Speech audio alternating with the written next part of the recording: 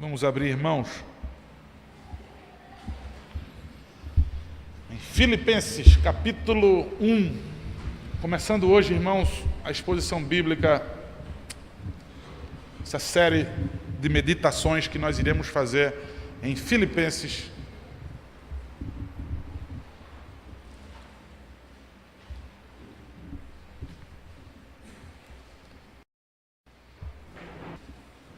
Capítulo 1, do versículo 1 ao versículo 3.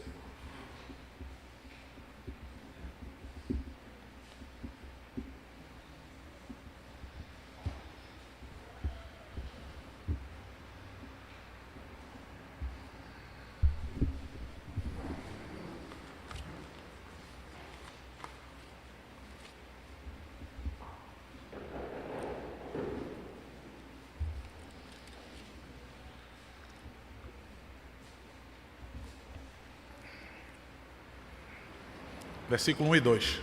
Me perdoe, irmãos.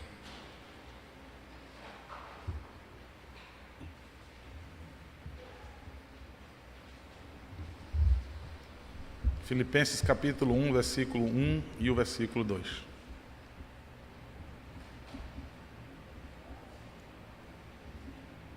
Diz assim, irmãos. Diz assim a preciosa palavra de Deus, nessa carta que o apóstolo Paulo escreveu, inspirado pelo próprio Deus, inspirado pelo Espírito Santo de Deus, para escrever essa carta a esses irmãos na cidade de Filipos. Paulo e Timóteo, servos de Cristo Jesus, a todos os santos em Cristo Jesus, inclusive bispos e diáconos que vivem em Filipos, graça e paz a vós outros, da parte de Deus, nosso Pai, e do nosso Senhor Jesus Cristo. Vamos orar, irmãos. Peça que o Senhor fale ao seu coração nessa noite. Pai, a nossa súplica e as nossas ações de graças sempre serão pela preservação da Tua palavra, Deus, em nós. Não retiras, Deus, a Tua palavra. Retira tudo, Deus. Porque tudo mais, Deus, é supérfluo, Pai, mas a Tua palavra é o principal. A que nos deu vida, Deus, ao que eu ouvi, ao ouvi-la, a pregação da Tua palavra, o Senhor nos deu vida, Deus, imputando em nós fé, por meio do Teu Filho Jesus, pela graça do Teu Filho Jesus. Então, Pai, em nome de Jesus, nos concede, abre o nosso entendimento, Deus, com o poder do Teu Santo Espírito, abre o nosso entendimento, Pai, para que possamos compreender, para que a Tua palavra seja aplicada nos nossos corações e que aprendamos a ser igreja do Senhor. Para a honra e glória do Teu nome, Pai, o nome precioso e maravilhoso do Teu Filho Jesus. Nós oramos, Pai, nós oramos submissos e inclinados agora para ouvir a Tua voz. Amém. Queridos irmãos, essa carta aos Filipenses, ela foi escrita pelo apóstolo Paulo. Acredita-se, a grande maioria dos estudiosos, dos teólogos, que ela foi escrita também da prisão. Paulo escreveu algumas cartas, não todas as suas cartas, mas algumas delas foram na prisão. Nós vimos Efésios e nós vimos agora Filipenses. As duas cartas foram escritas da prisão em Roma. Uma cidade que agora estava sendo residida por soldados romanos aposentados. Essa cidade ela foi conquistada pelo pai de Alexandre o Grande, aquele que nós conhecemos de algumas ilustrações, de algumas histórias. Filipe era o nome do seu pai. Ele conquistou em uma das batalhas essa cidade, e assim ele colocou o seu nome nela. É uma cidade que ligava a dois continentes, próximos a dois continentes, e de maneira estratégica, Filipe olhou para aquela cidade e disse: eu vou conquistar essa cidade. Transformou ela numa colônia romana. E aí tudo que é de cultura romana, grega ali, foi o que foi passado para aquela cidade. Paulo também teve uma visão talvez parecida com a do imperador. Uma cidade não agora pensando no comércio, mas ele pensando na pregação do Evangelho. Se essa cidade ela liga esses dois continentes, então eu vou pregar o evangelho ali, que ele vai se expandir de maneira maravilhosa.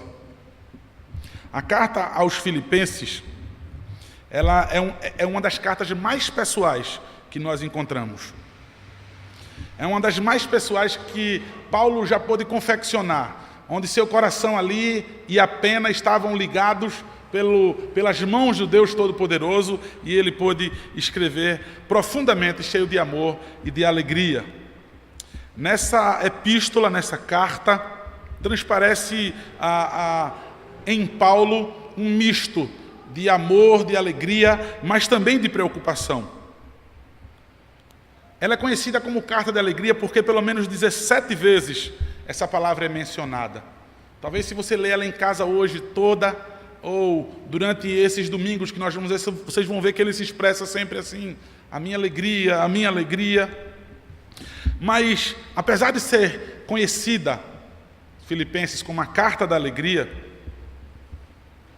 ela foi escrita por alguém que estava preso. E a prisão não é um lugar de alegria. A prisão não é um lugar alegre. Paulo estava preso em Roma, como eu já disse para vocês, certamente acorrentado a um soldado romano que dormia ao seu lado, que vivia ao seu lado constantemente, onde ele não tinha paz, onde ele não tinha sossego, onde ele não tinha privacidade. Nós entendemos então, daí, de Paulo, do seu exemplo, que a alegria dele, que a alegria de um cristão, não vem das circunstâncias, não vem do momento, mas vem de Deus, e do visualizar a vida eterna, do entender a glória eterna, daquilo que tem sido guardado para você, daquilo que Paulo esperava, que Paulo tinha certeza que ele ia receber. Da prisão é que ele faz esse apelo emocionante e cheio de alegria. É um apelo cheio de alegria, de emoções. Para quê? Para que os irmãos da igreja de Filipos, eles pudessem permanecer unidos e constantes no Senhor. É uma carta que ela é um pouco diferente das outras, porque você não vai ver nenhum problema de doutrina sério ali apontado. Tem uma dificuldade de doutrina e ele vai ter que ensinar a igreja. Ou tem algum irmão com um pecado, tem algum irmão impenitente, ele não quer abandonar aquele pecado, e Paulo vai tratar com aquele irmão ou com aqueles irmãos. Paulo está bem sossegado quanto à igreja de Filipos, essa cidade de Filipos. Ele está bem feliz porque ele está vendo o progresso da igreja. Ele está vendo o início da igreja. Ele visualiza o início da igreja, e agora ele tem conhecimento que a igreja cresceu. Ele tem conhecimento que a igreja se estabeleceu. Ele tem conhecimento que a igreja continuou. Apesar dele estar distante, a igreja continuou. Ele recebe informação, nós vamos ver isso, inclusive em toda a carta, ele recebe informação de Epafrodito, certamente o pastor agora ali que o substituiu naquela igreja. Epafrodito vai levar o quê? Mantimentos ao apóstolo Paulo. Paulo, apesar de ser apóstolo, de viver do ministério, ele não gostava muito disso. Aos Coríntios nós vimos o quê? Ele dizia: olha, eu não quero ser pesado a vocês, eu não quero ser pesado a vocês, eu não quero receber nada da mão de vocês, para que ninguém possa usar isso e dizer, é um mercenário, está pregando o evangelho por dinheiro. Mas Paulo era sustentado pelos donativos que eram colocados pelos irmãos. E nós vamos ver aqui mais para frente, acho que no capítulo 4, que Paulo recebeu mais de uma vez donativos, ofertas dessa igreja. Então Paulo lembra dos irmãos com muita alegria, mas Epafrodito não trouxe somente ajuda financeira para Paulo. Ele trouxe informações do que estava acontecendo na igreja. Alguns irmãos estavam começando a divergir no pensamento, o que é comum quando há uma comunidade, onde há muita pessoa reunida. Um pensa de outro jeito, outro pensa daquele jeito. E Paulo vai dizer, olha, eu quero que vocês tenham um pensamento só. Foi assim que começou a igreja. Está lá relatado em Atos, eu quero que vocês sejam assim também, unidos no mesmo pensamento. Vamos acabar com essas diferenças que há entre vocês. Paulo também aproveita a ocasião para poder alertar e dizer, olha, tomem cuidado. Tomem cuidado com quem? Com os cães. Ele diz, olha, tenham cautela com os cães. Vai aparecer os cães dentro da igreja. Tomem cuidado com esses. Ele aproveita a ocasião, escrevendo cheio de amor, cheio de alegria, agradecimentos. Eu vou aproveitar para dar um alerta na igreja. Fiquem firmes, constantes e firmes no Senhor. Ele se dirige, irmãos, observe, Paulo e Timóteo, eles dois, servos de Jesus Cristo, a palavra doulos, escravo, veja que linguagem própria, escravos de Cristo Jesus, alguém que estava encarcerado, está dizendo agora, eu sou escravo, mas de quem? De Roma? Eu, Paulo, servo de quem? Do Império Romano? De César? Eu, Paulo, escravo de quem? Do Senhor Jesus Cristo. A todos os santos, ele dirige essa carta a todos os santos. A quem é que Paulo está dirigindo essa carta? Quem são esses santos? Para que a gente possa entender, irmãos, para que a gente possa entender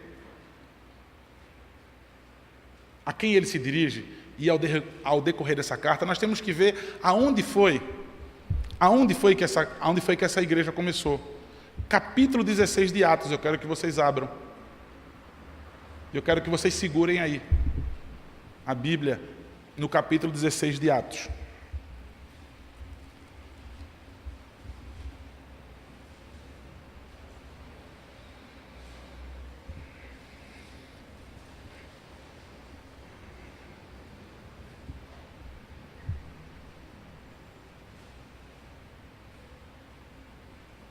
Atos, capítulo 16.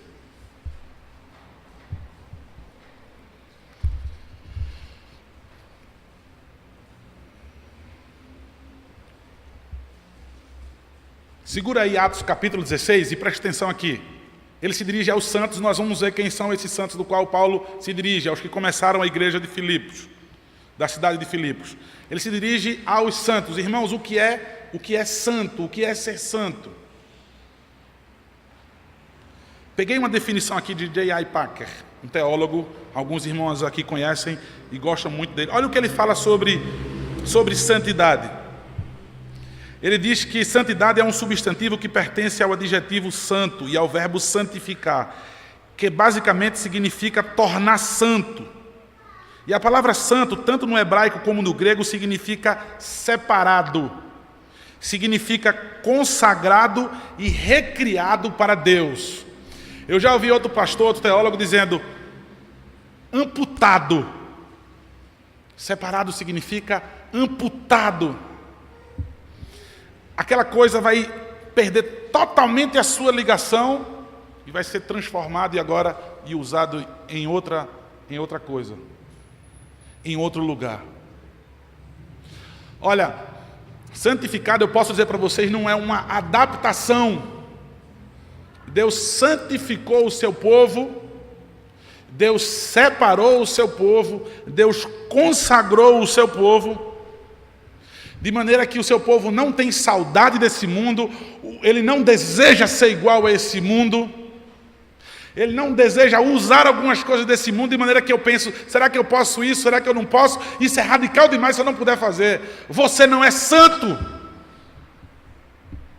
Cada vez mais pela palavra de Deus, irmãos, isso está ficando cada vez mais radical. Tomem a Bíblia de mim, eu vou tomar a Bíblia de vocês, de alguns de vocês que leem e se devotam a ela. Está ficando radical demais.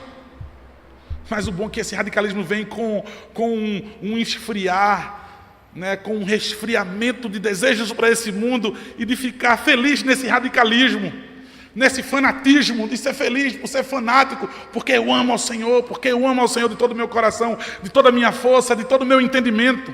Isso é fanatismo para o mundo. E o Senhor diz que nós somos santos. Continuando o pensamento dele sobre santidade, sobre as palavras no original, tanto hebraico quanto grego, separado, consagrado e recriado para Deus. Quando aplicadas às pessoas como santos e santos, a palavra implica em devoção e assimilação. Devoção no sentido de viver uma vida de serviço para Deus. Assimilação no sentido de imitar, de conformar-se e a tornar-se como o Deus a quem se serve. Como o Deus a quem se serve, a imagem de Cristo. Então, como cristãos, a implicação é que precisamos assumir a lei moral de Deus como a nossa regra e o Filho encarnado de Deus como o nosso modelo. Esse, pelo menos, é o princípio de santidade que eu posso trazer para vocês.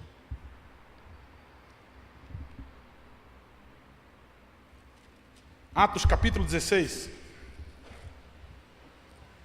Aos que têm interesse mesmo, eu vou estar lendo todo esse capítulo. Se for chato, segura um pouquinho aí.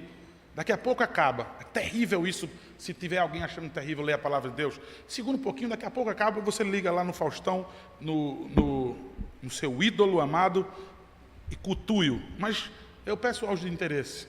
Capítulo 16 de Atos. Presta atenção, que coisa incrível, irmãos. Chegou também a Derbe e a Listra, do versículo 1 de Atos 16. Chegou também a Derbe e a Listra. E ali um discípulo chamado Timóteo, filho de uma judia crente, mas de um pai grego. Dele davam bom testemunho os irmãos em Icônio. Quis Paulo que ele fosse em sua companhia, e por isso circuncidou por causa dos judeus daqueles lugares, pois todos sabiam que o seu pai era grego. Ao passar pelas cidades, entregavam aos irmãos, para que as observassem, as decisões tomadas pelos apóstolos e presbíteros de Jerusalém. Assim, as igrejas eram fortalecidas na fé, e dia a dia aumentavam em número. Veja só, ele falou sobre fortalecimento, né, sobre a igreja. Ele vai falar agora do início de mais uma igreja. Tá? Sobre quem é que governava a igreja, os apóstolos e os presbíteros. A mesma palavra usada agora para bispo, presbíteros, a mesma palavra, presbíteros, a palavra usada agora em Filipenses capítulo 1, do qual ele se dirige a presbíteros e diáconos, ou a bispos, né? Ele usa bispos e diáconos, mas bispo é a mesma palavra aqui para presbíteros. É uma palavra humanizada, né? Onde as pessoas colocam alguns outros nomes, como a traduzida para bispo em Filipenses. Tá? Mas então, veja o que diz o versículo 6.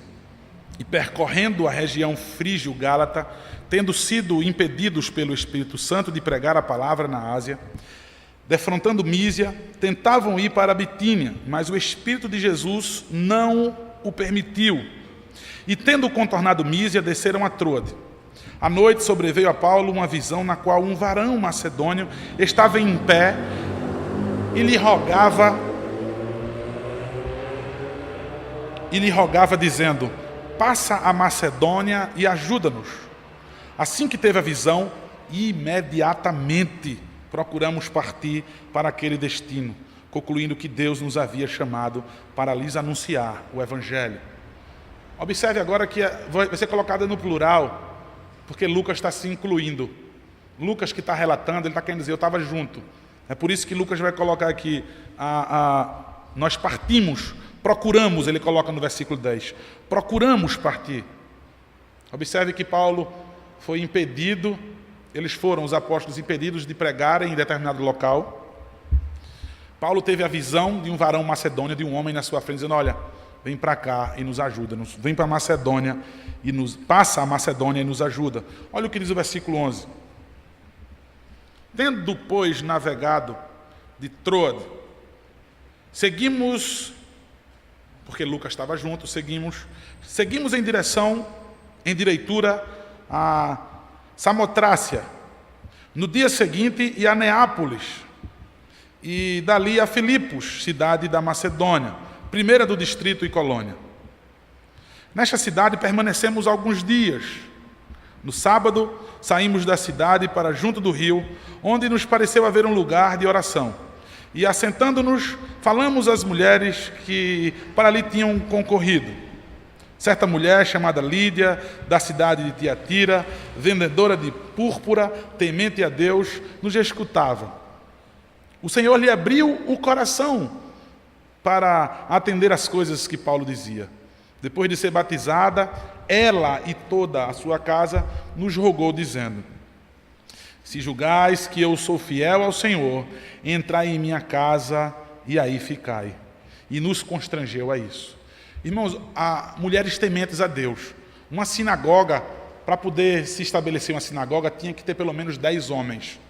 Aquelas mulheres não tinham uma sinagoga para poder ouvir acerca de Deus, elas eram mulheres tementes a Deus. Então, as mulheres tinham liberdade, e algumas pessoas, se não existisse sinagoga, tinham liberdade de se reunir num lugar aberto, que não se estabeleça que ali é uma sinagoga, inclusive se fosse num lugar tranquilo, na beira de um rio. Paulo sabendo, vamos pregar naquele lugar. Tem pessoas ali temente a Deus, eu quero pregar naquele lugar. Eles foram para aquele lugar, pregou o evangelho para uma mulher que certamente era empresária, ela trabalhava no ramo de tintura, ela confeccionava tintas, e essa cor do qual ela é identificada, vendedora de púrpura, porque essa cidade dela de Tiatira fabricava tintas, ela certamente vendia isso. Púrpura era a cor preferida da realeza. Os príncipes, os reis, tingiam as suas roupas com essa cor. Então, uma mulher de destaque ali. Era uma mulher que todo mundo conhecia ela. Talvez ela tivesse até uma boa condição financeira. O que é que diz o texto? Ela escutava o Senhor. E o que foi que Deus fez? Abriu o quê? Abriu o seu entendimento. Aquela mesma coisa, irmãos, que Paulo pede a quem? Paulo pede a Deus para quem? Para abrir o entendimento de quem? Dos Efésios. Usa, Deus, o teu poder, o poder que o Senhor ressuscitou teus filhos ao terceiro dia, que ressuscitou teus filhos dos mortos, usa para abrir o entendimento deles. Esse ventilador aí, irmãos, cheio de queimado, não é esse ventilador não? Que parou? É não? Estou um pouco assustado depois daquele dia. Certamente, irmãos, vocês podem ter convicção disso. Tenham convicção disso. A mesma coisa Paulo pede. Ora, eles oram para que o entendimento dela possa ser aberto. Aquela mulher se converteu e ela quis dar prova. Ela quis dar prova de que se converteu. A ansiedade dela, o desejo dela de conhecer mais e de estar juntos aos santos. Eu quero conhecer, o meu prazer está em quem? Nos notáveis. Nele está o meu prazer, nos notáveis, nos crentes. Fique na minha casa se vocês me julgam e vocês me julgam como fiel ao Senhor, crente em Cristo Jesus, agora porque ela ouviu acerca de Cristo. Fiquem na minha casa. Eles ficaram ali. E eles ficaram ali. Foram constrangidos a ficar naquela casa. O desejo daquela mulher de ouvir mais sobre o Evangelho. A casa dela, a promessa foi dada a quem? Aos pais e aos filhos. Sempre vai ser assim. Nós vamos ver na vida do carcereiro. Mais à frente agora, também a sua família, um chefe da família, alguém na família recebeu o Evangelho, toda a sua casa era alcançada. Observe o que diz o versículo 16. Aconteceu que indo nós para o lugar de oração, nos saiu ao encontro uma jovem possessa de espírito adivinhador, o qual adivinhando dava grande lucro aos seus senhores. Seguindo a Paulo e a nós, clamava dizendo: esses homens são servos do Deus Altíssimo e vos anunciam o caminho da salvação. Isso se repetia por muitos dias. Então Paulo, já indignado, voltando-se, disse ao Espírito: em nome de Jesus Cristo, eu te mando, retira-te dela. E ele na mesma hora saiu. O que essa mulher estava citando em grego, se um judeu pudesse compreender o que ela estava falando, o Deus Altíssimo, o judeu ia dizer, ela está falando de Javé. Ela se refere a Javé. Mas se um grego escuta essa mesma expressão, um gentio que não era povo de Deus, ele não sabia que era Javé, sabe quem é que ele ia entender, a quem ele atribuiria o caminho da salvação? Zeus. Então aquela adivinhadora, ela ia atrás de Paulo, e a expressão aqui sobre a possessa por demônios, na verdade era possessa por um espírito, um daqueles espíritos do panteão grego, da mitologia grega. Essa é a expressão no original. E aí se traduziu como demônios mesmo, porque é um demônio mesmo. Mas então, por que eu estou traduzindo isso para vocês? Porque os gentios, quando ouviam isso, estavam ouvindo ela dizendo: olha, eles anunciam Zeus como o caminho da salvação. Paulo, indignado já, ele se volta. Retira-te quem? Em nome de quem? Ele diz: retira-te em nome do Deus Altíssimo. Ele usa a mesma expressão dela. Seja um judeu que ouviu aquilo, ou seja um gentio, ele ouviu falar acerca de Jesus Cristo. É sobre esse Jesus Cristo que é o próprio Deus. eu vou expulsar em nome de Jesus Cristo, que esse Jesus Cristo é divino. Esse Jesus Cristo, ele é o próprio Deus. Então Paulo expulsa em nome de Jesus Cristo. O versículo 19 diz: vendo os seus senhores que se lhes desfizera a esperança do lucro, agarrando em Paulo e Silas, o arrastaram para a praça, à presença das autoridades, e levando-os aos pretores, disseram: estes homens, sendo judeus, perturbam a nossa cidade, propagando costumes que não podemos receber. Deixa eu dar uma parada aqui para dizer para vocês. Na carta aos Filipenses, é que nós vamos ouvir aquele famoso texto dizendo assim: olha, o que importa é que eles estão pregando o Evangelho. Já ouviu? Você vê uma atrocidade de alguém pregando o Evangelho, qualquer pessoa pregando, qualquer grupo. Não, fique na sua, não julgue, porque eles estão pregando o Evangelho. Esse é o famoso texto usado fora de contexto.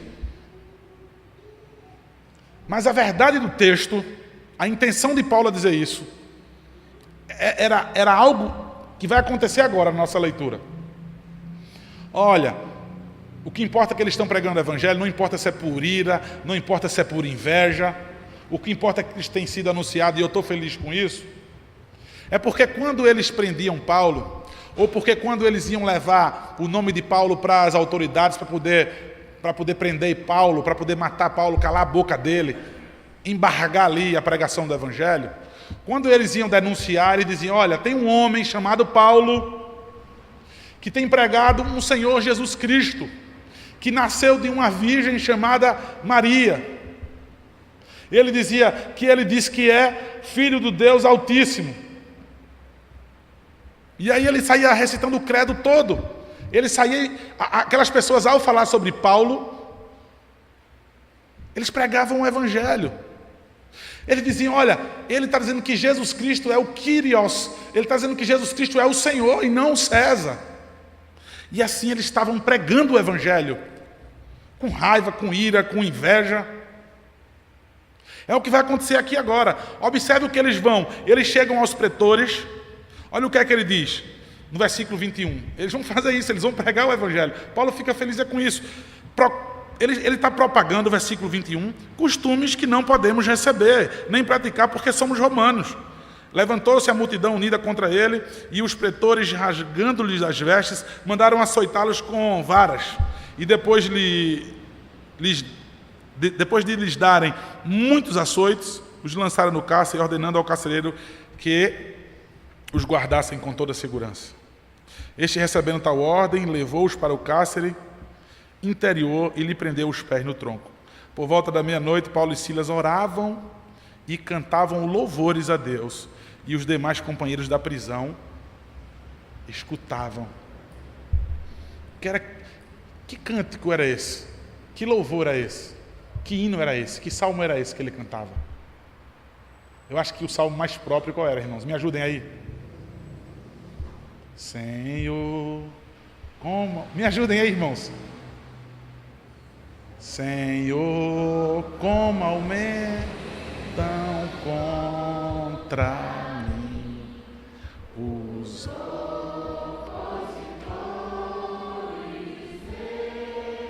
e os outros escutando.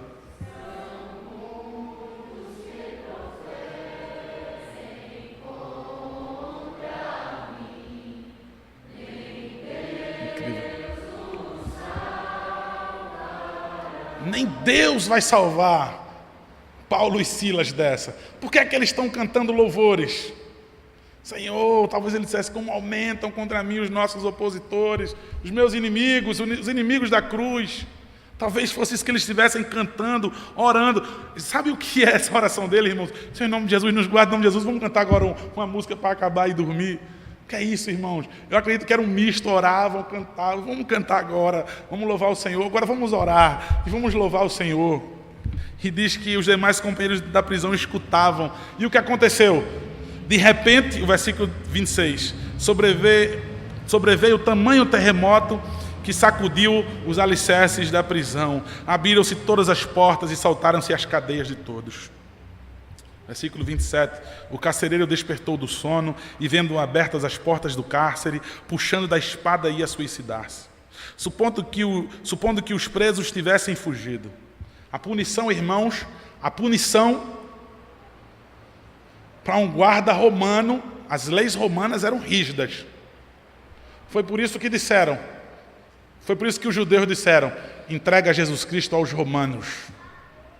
Entrega eles aos romanos, porque os romanos sabem o que é ser mau.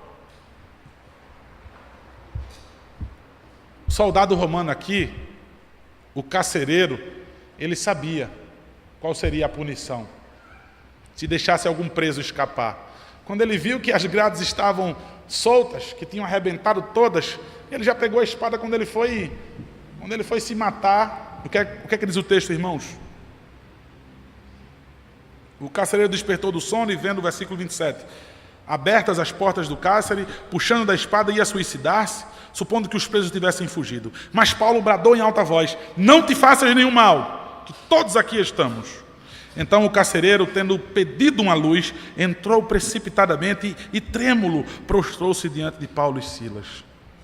Depois, trazendo para fora, disse: senhores, que devo fazer para que seja salvo? Respondeu-lhe: crê no Senhor Jesus e serás salvo, tu e tua casa. Crê no Senhor Jesus e serás salvo tu e tua casa. Para que houvesse crença nele e na casa dele, o que foi que aconteceu? Não, acabou aí. Acabou aí. Você crê? Creio. Amém. Você já está salvo, rapaz. Você já está salvo. Maravilhosa escritura da boca de Deus. Olha o que é que diz o texto: crê no Senhor Jesus e será salvo tu e tua casa. E o versículo 32: e lhe pregaram a palavra de Deus e a todos os de sua casa.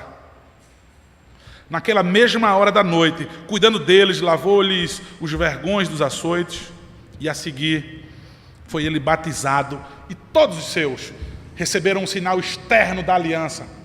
Corpo de Deus, igreja do Senhor. Versículo 34: então, levando-os para a sua própria casa, lhes pôs à mesa, e com todos os seus manifestava grande alegria por terem crido em Deus. Lídia disse a mesma coisa, né? A vendedora de púrpura de Tiatira: vem para minha casa, vem para minha casa. Tem que ter um culto doméstico lá em casa. Eu estou supondo aqui, irmãos. Qual o interesse de Lídia que eles ficassem na casa dela? O carcereiro já levou eles para casa, comeram, foram bem tratados, e aqui com grande alegria, manifestavam grande alegria por terem crido em Deus. Isso não fugiu da mente deles, irmãos. Sabe aquela coisa? Sai do culto, qual o restaurante que eu vou? Qual o canal que eu vou assistir? O que é que eu vou fazer? Isso não sai da mente de um cristão. O regozijo e a alegria das insondáveis riquezas de Cristo. Eles manifestavam grande alegria por terem crido em Deus. Depois de tudo isso, foram batizados. Eles ficavam ali conversando, se regozijando. Enfim, isso não acaba mais. Versículo 35. Quando amanheceu, os pretores oficiais de justiça, os pretores enviaram oficiais de justiça com a seguinte ordem: põe aqueles homens em liberdade. Então o carcereiro comunicou a Paulo essas palavras. Os pretores ordenaram que fossem postos em liberdade. Agora, pois, sai e ide em paz. Paulo, porém, lhes replicou: sem ter havido processo formal contra nós, nos açoitaram publicamente e nos recolheram ao cárcere, sendo nós cidadãos romanos. Querem agora as ocultas lançar-nos fora? Não será assim. Pelo contrário, venham eles e pessoalmente nos ponham em liberdade. Os oficiais de justiça comunicaram isso aos pretores, e esses ficaram possuídos de temor quando souberam que se tratava de cidadãos romanos. Então não foram ter com eles e lhes pediram desculpas, e relaxando-lhes a prisão, rogaram que se retirassem da cidade. Tendo retirado do cárcere, dirigiram-se para onde? Para a casa de Lídia, e vendo os irmãos, os confortaram, então partiram. A Pedro e Timóteo não foram presos, porque Timóteo era um meio gentil. Ele era um meio gentil. Ele tinha o pai judeu, mas tinha, ou ao contrário, a avó e a mãe judia e o pai grego. Então ele era meio gentil e meio grego. Meio gentil e meio judeu. Já Pedro, que estava com eles, era gentil. Não poderia ser levado. Judeu. Estou me confundindo todo, irmãos. Aí o que acontece, irmãos? Aí o que acontece? É gentil mesmo, meu irmão. Gentil. E o que acontece? O que é que acontece? Paulo e Silas. Paulo e Silas. Depois Paulo vai dizer, olha, eu sou cidadão romano. O cidadão romano tem seus privilégios, eles não podem ser punidos, não podem ser açoitados, e não podem passar por um processo sem que ele possa apelar para César, o imperador. Esse era um privilégio. Então, irmãos, vejam só. Depois que acertaram as contas, disseram o que foram feitos, com fome e sede de justiça, eles foram para a casa de Lídia. E o que é que diz o texto? Ele vendo os irmãos. Quem foram os irmãos que eles viram?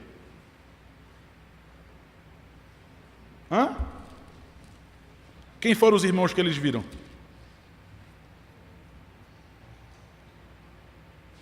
Lídia, que foi a que se converteu, essa vendedora de púrpura, da qual ele cita agora, também no final.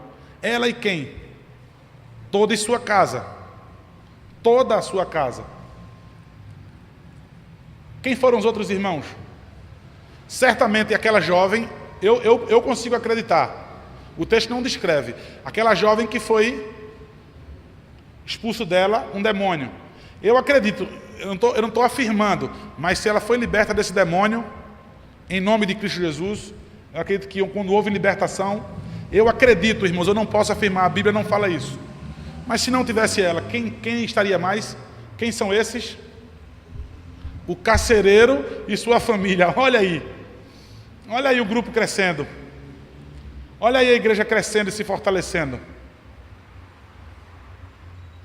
O carcereiro e sua família, Lídia e sua família, sei lá, talvez se aqueles guardas pretorianos ali, sei lá mais quem, né, que puderam ouvir as suas palavras.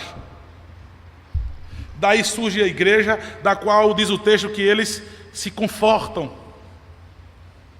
Esse se confortar aqui, irmãos, vai dar a ideia de uma força, um empurrão para que continuem. Não é um se confortar para poder ficar parado, não é um se confortar de ficar inerte ali, mas é um se confortar de encorajar. A palavra pode ser traduzida como encorajar. E eles ali se encorajaram uns aos outros. Daí, irmãos, agora nós sabemos quem são os santos. Quando a gente volta agora para onde? Para Filipenses. Filipenses capítulo 1, versículo 1. Paulo e Timóteo, servos de Jesus Cristo, a todos os santos em Jesus Cristo, inclusive bispos e diáconos que vivem, ou seja, presbíteros e diáconos. A igreja se estabelecendo, os irmãos se encorajaram, e agora Paulo já tem conhecimento por Epafrodito, que tem até conselho formado na igreja, já tem junta diaconal, a igreja está construída. É muita alegria de Paulo saber disso por Epafrodito. Os santos que ali se reúnem. Irmãos, ainda sobre o conceito de santidade, tem um livro que foi publicado em 1879, um livro a gente costuma pronunciar J.C. Riley, John Charles Riley, teólogo incrível, do qual nós bebemos até hoje. Esse livro dele, que fala sobre a santidade, ele é vendido muito, inclusive até hoje, sempre republicado e sempre vendido. Ele coloca uma lista de 12 pontos, do qual vai esboçar uma pessoa santa. Pelo menos algumas coisas, eu queria trazer isso para vocês. Qual a descrição de um santo? E eu queria saber se você se enquadra. A referência dessas atribuições, dessa 12 que eu vou expor aqui, continham nesses irmãos aqui. Jamais a Bíblia vai chamar de igreja, jamais a Bíblia vai se referir como corpo, jamais a Bíblia vai se referir como santos, pessoas que simplesmente têm um nome na membresia, pessoas que simplesmente sentam no banco da igreja, pessoas simplesmente que acompanham uma liturgia ou outra, se tiver conveniente para o momento. O que significa santo, então? Qual o conceito? Algumas coisas que nós podemos dizer sobre esse conceito de santidade que deve ter em vocês. Santidade, irmãos, em primeiro lugar, é o hábito de ser de uma somente com Deus, de acordo com o que as Escrituras descrevem como sendo a mente dele. Muito forte isso. É o hábito de concordar com o seu julgamento, odiando o que Deus odeia, amando o que Ele ama e comparando tudo neste mundo com o padrão de sua palavra. Tudo eu vou passar pela prova da palavra de Deus, se isso é próprio para mim. A segunda coisa, um homem santo se esforçará para evitar cada pecado conhecido e guardar cada mandamento revelado. A inclinação de sua mente será decisivamente direcionada para Deus. O desejo do seu coração será o de fazer a vontade do Pai. Ele temerá muito mais a desaprovação divina do que a do mundo. E terá o mesmo sentimento que Paulo teve quando disse, lá em Romanos capítulo 7, versículo 22, porque no tocante ao homem interior, eu tenho prazer na lei de Deus. O santo, ele pode dizer lá dentro dele, eu tenho prazer na lei de Deus, como o salmista diz no capítulo 1, meu prazer está na lei do Senhor, e na sua lei eu medito dia e noite. Ele diz o que? Antes, o meu prazer, eu não me sento com os ímpios, eu não ouço os ímpios, eu não caminho com os ímpios, eu não comungo com os ímpios, antes o meu prazer está na lei do Senhor. A terceira coisa, irmãos, um homem santo se esforçará por ser como o Senhor, para ser igual ao Senhor Jesus Cristo. Ele não somente viverá uma vida de fé nele, e dele receberá paz e força para viver o dia a dia, mas também trabalhará para ter a mente de Cristo e ser conforme a sua imagem, como está lá em Romanos capítulo 8, versículo 29. O seu objetivo em relação às outras pessoas será o de andar ao lado delas, perdoá-las, ser generoso, caminhar em amor, ser manso e humilde. E ele guardará no coração as palavras.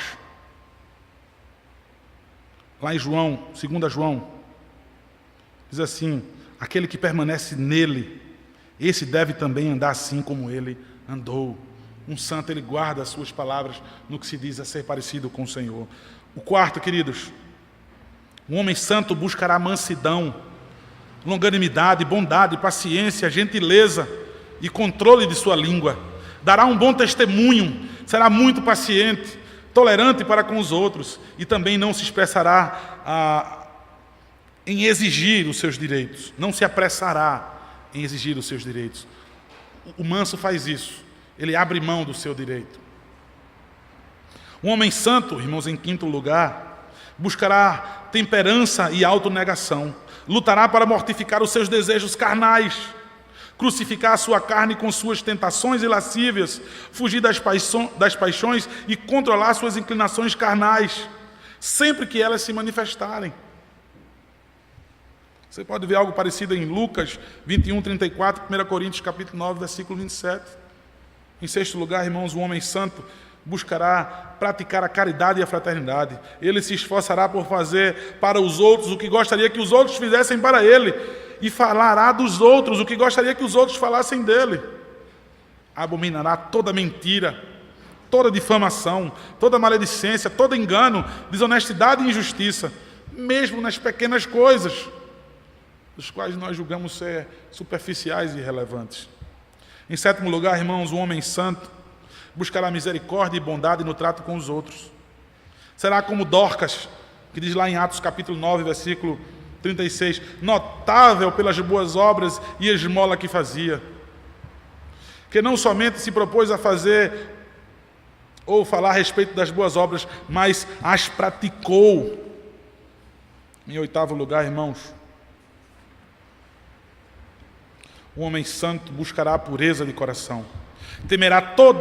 Ele vai temer toda a corrupção e impureza de espírito e tentará evitar todas as coisas que podem levá-lo a se contaminar. Ele sabe que o seu coração facilmente se inflama e tentará cuidadosamente evitar a brasa da tentação. Em nono lugar, um homem santo, ele buscará o temor de Deus. Não me refiro ao temor de um escravo, que somente trabalha para evitar a punição que receberá. Isso é tão pertinente, irmãos. Isso é tão pertinente para os nossos dias. Eu vou repetir, um homem santo buscará o temor de Deus. Não me refiro ao temor de um escravo, que somente trabalha para evitar a punição que receberá, caso seja descoberto sem fazer nada. Ao contrário, penso no temor de uma criança que deseja viver e se locomover como se estivesse sempre com o seu vigilante pai por perto, porque sabe que ele a ama.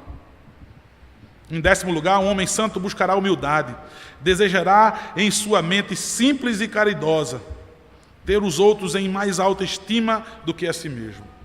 Também perceberá mais o mal existente em seu coração do que em qualquer outro deste mundo. Eu vou olhar para mim e vejo quanto eu sou mal, e não olhar para os meus irmãos e ver quanto eles são. 11º lugar, irmãos, o homem santo buscará fidelidade em todos os seus deveres e relacionamentos. Por seus motivos serem os mais sublimes, e contando com o adicional de sua ajuda divina, ele não se contentará apenas em cumprir suas obrigações, mas melhor ainda, tentará ajudar aqueles que não se preocupam com a sua alma. Pessoas santas devem, em todos os momentos, desejar praticar o bem e devem se envergonhar se algo de mal acontecer a alguém que elas poderiam ter ajudado. Elas devem lutar por ser boas esposas e bons maridos, bons pais e bons filhos, bons patrões e bons empregados, bons vizinhos, bons amigos, bons cidadãos, bons em particular e bons em público, bons no local de trabalho e bons no ambiente familiar. O Senhor Jesus perguntou ao seu povo algo que exige reflexão quando ele diz: que fazeis mais? O que vocês fazem a mais? Está lá em Mateus capítulo 5, versículo 47. E o último, irmãos, por fim, um homem santo encherá sua mente com coisas espirituais. Tentará se concentrar inteiramente nas coisas do alto, não se apegando às coisas desse mundo. Ele buscará viver como alguém cujos tesouros estão no céu e cuja permanência nessa terra é vista apenas como a de um peregrino que viaja para a sua casa. Sua maior fonte de prazer está na comunhão com Deus por meio da oração, da leitura da palavra de Deus e da reunião do seu povo. Sua maior fonte de prazer está na comunhão com Deus, por meio da oração, da leitura da sua palavra e da reunião com o seu povo. Ele dará valor a cada coisa, lugar e relacionamento, uma vez que esses fatores o trazem para mais perto de Deus. Se tudo redundar para a glória de Deus, nisso vai estar o meu prazer, nisso vai estar a minha mente e nisso vai estar o meu coração. Irmãos, o que é que nós podemos aplicar em nossas vidas? O que é que nós podemos aplicar em nossas vidas como igreja? Eu que me acho igreja, sou sim igreja, e não é você que vai me dizer que eu não sou. Eu quero que a palavra dite isso para você. Eu sou igreja, eu sou um santo. Se Paulo estivesse escrevendo carta a 9 de dezembro, eu seria um deles. Como surgiu, irmãos, essa igreja? O que é uma igreja verdadeira? Como surge uma igreja verdadeira? Como nós podemos saber se somos uma igreja genuína, irmãos? Foi o que nós vimos, irmãos, no início dessa igreja de Filipos, da cidade de Filipos. Nós vimos, irmãos, que essa igreja, sendo verdadeira de Filipos, e assim deve ser a nossa, é uma igreja que surge segundo o coração de Deus. Vamos voltar lá para Atos. Atos capítulo 16. Observe o que diz o versículo 6. A partir do versículo 6. Atos 16, o versículo 6. É uma igreja que surge, irmãos, segundo o coração de Deus, porque o homem faz seus planos. Os homens fazem seus planos. Mas a resposta certa dos lábios vem de onde? Não é isso que diz Provérbios? Vem do Senhor.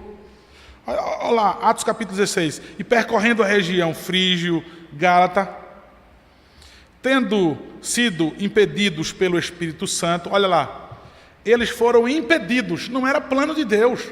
Estou desejoso para pregar. Foram impedidos por quem? Pelo Espírito Santo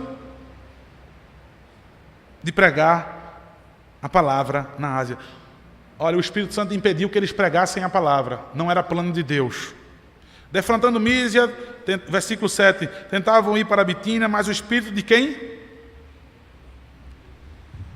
O Espírito Santo sempre, ele pode vir com o nome de ou Espírito de Deus, ou Espírito de Jesus. É bom porque isso explica e evidencia a Trindade Santa.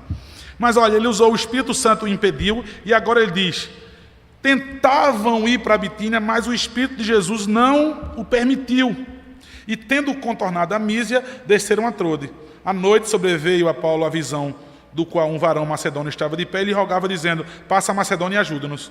Assim que teve a visão, imediatamente procuraram partir para aquele destino, concluindo que Deus o havia chamado para anunciar o Evangelho. Irmãos, o plano deles era pregar o Evangelho nesse lugar. O Espírito Santo, o Espírito de Jesus impediu.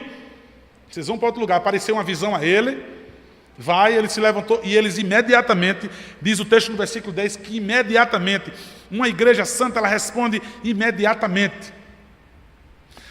Porque, olha a circunstância, olha o tempo.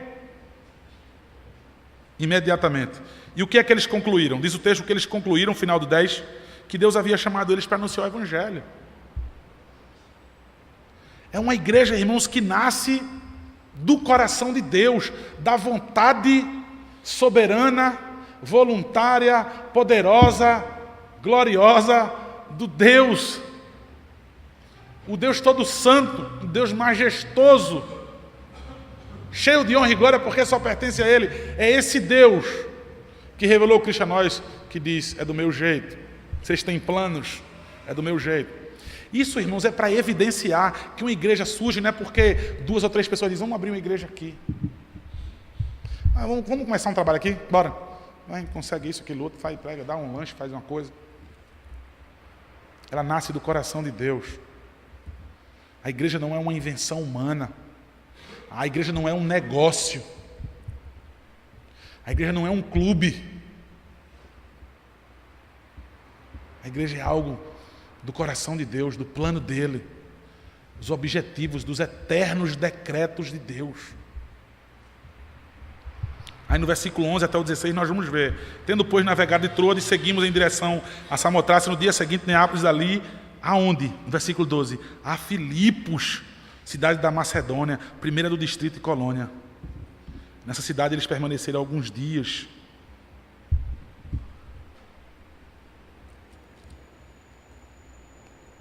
Em segundo lugar, irmãos, ainda em Atos, não quero que você feche sua Bíblia, uma igreja verdadeira, ela surge quando o Evangelho é anunciado.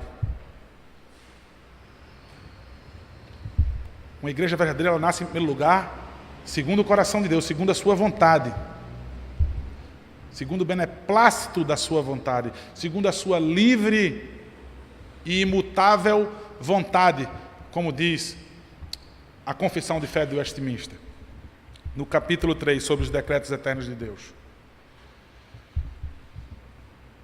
Do versículo 13, irmãos, capítulo 16, do versículo 13.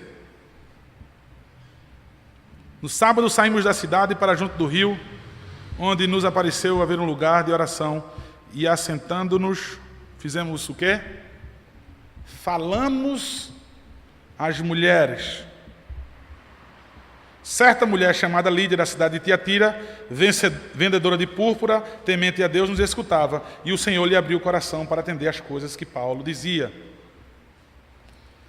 Olha, falamos,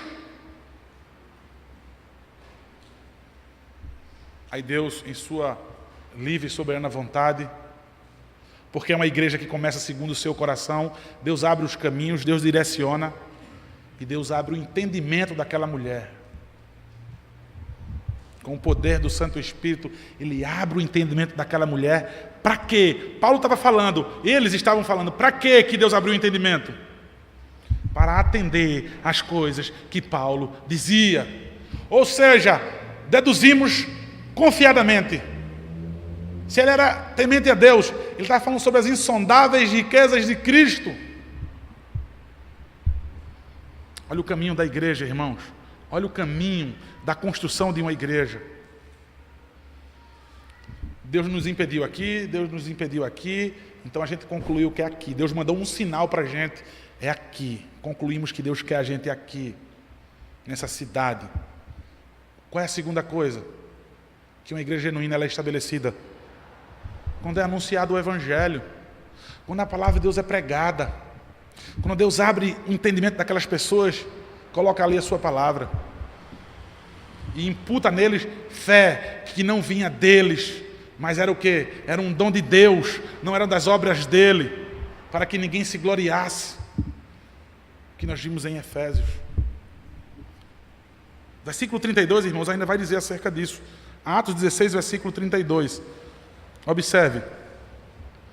E lhe pregaram a palavra de Deus e a todos os de sua casa. A pregação do Evangelho. O carcereiro se converteu. Foi pregado o Evangelho à sua casa. A igreja vai se estabelecendo com a pregação do Evangelho. O sola escritura. A suficiência das Escrituras.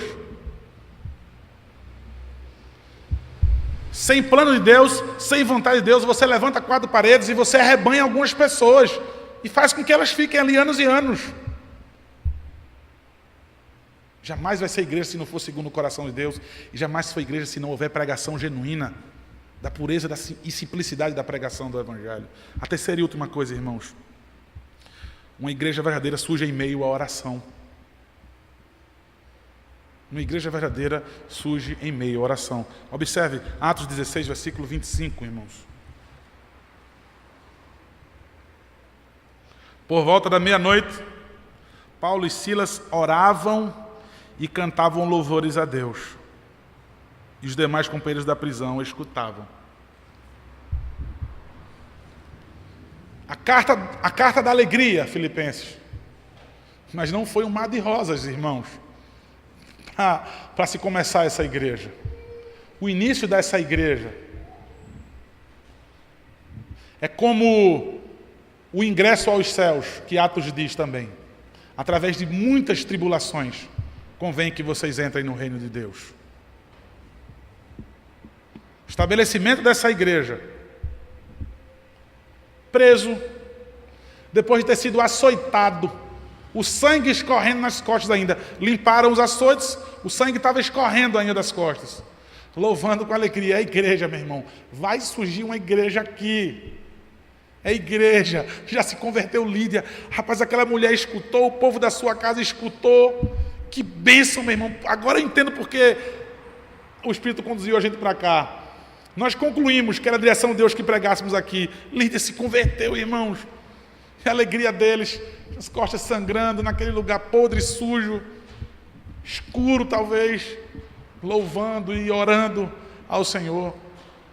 A igreja vai ser estabelecida, irmãos, em meio às dificuldades, com oração e devoção e gratidão a Deus e conforto. Louva quem está cheio de conforto no coração, cheio de segurança. Em que circunstância ele estava, irmãos? Para demonstrar segurança, conforto e alegria. É em meio às dificuldades que a igreja persevera em oração, em conforto nos seus corações e louva a Deus com muita alegria. Louvor se submetendo, entendendo que Ele está no controle, porque Deus governa tudo.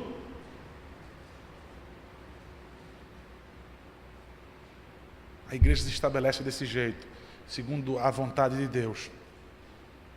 A igreja é estabelecida pela pregação do Evangelho. E a igreja, ela é estabelecida em meio à perseverança de oração, não importando as situações adversas, não importando as terríveis circunstâncias que venham assolar a igreja, porque vamos ser assolados. O próprio Cristo prometeu que seríamos. E o que me deixa cheio de temor é, aonde está essa perseguição à igreja, do qual Cristo prometeu? Aonde está essa perseguição?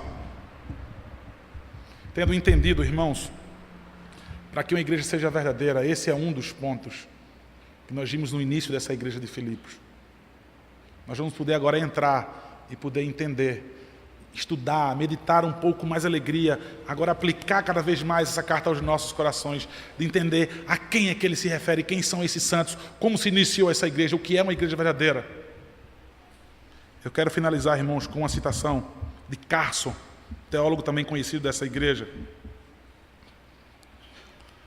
a respeito, irmãos, do Evangelho, a respeito da igreja, aderir ao Evangelho, não ser simpatizante do Evangelho, mas amar mesmo o Evangelho, porque foi alcançado por ele, por ser plano de Deus, porque eu ouvi o Evangelho, porque eu permaneço em oração. Cássio, ele faz um comentário sobre isso, sobre as pessoas aderirem ao Evangelho. Eu queria que vocês prestassem bem atenção com isso. Ele diz assim, ele faz uma citação: eu gostaria de comprar mais ou menos $3 do Evangelho, por favor. Uma porção de $3 de Evangelho, por favor. Não muito, apenas o suficiente para me fazer feliz. Mas não demais que eu fique dedicado. Eu não quero tanto Evangelho que eu aprenda a realmente odiar a cobiça e a luxúria. Certamente não quero tanto que comece a amar os meus inimigos, a prezar a autonegação e a contemplar o serviço missionário em alguma cultura diferente. Eu quero êxtase, não arrependimento. Transcendência, não transformação. Eu gostaria de ser querido por algumas pessoas gentis, perdoadoras e de mente aberta. Mas eu mesmo não quero amar aqueles de diferentes raças, especialmente se eles tiverem cheiro. Eu gostaria de evangelho o suficiente para fazer minha vida segura e meus filhos bem comportados. Mas não tanto que eu descubra as minhas ambições redirecionadas ou minhas doações por demais alargadas. Eu gostaria de levar $3 de evangelho, por favor. Eis, irmãos, que eu faço a pergunta para vocês. Como igreja, o Senhor se dirige a vocês como santos, que andam segundo o coração de Deus, que andam segundo a sua palavra e que perseveram em oração. Que Deus se apiade de nós, irmãos. Deus tenha misericórdia de nós. Que Deus fortaleça a nossa igreja, porque nós temos o Cristo, o Senhor dessa igreja, que vai nos dar todas essas demais coisas que nós precisamos. Essa alegria para, como igreja, suportar tudo e ter essa alegria em Deus. E poder dizer: somos alegres, somos felizes, encorajados e confortados por Cristo Jesus, o Senhor da igreja. Amém. Vamos ficar de pé, irmãos?